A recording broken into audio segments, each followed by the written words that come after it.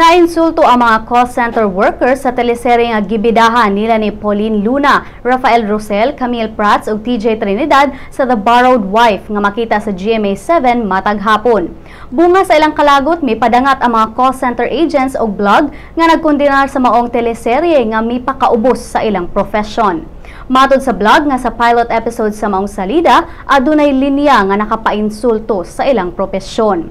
Gikondenar sa call center agents ang producer o writer nga may paluyo sa maong teleserye nga nakaminos nilang mga trabahante. Diin ang ilang industriya nga ilang gialagaran mo'y naghatag og panarbaho sa libuan ka mga Pilipino ug nagbayad og binilyon ka pesos nga buhisan sa kagamhanan.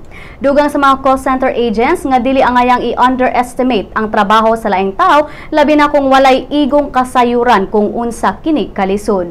Ning pagbalita, wala pay opisyal nga tubag ang GMA7 sa maong pag-boycott ingon man ang blog sa grupo sa mga call center agents.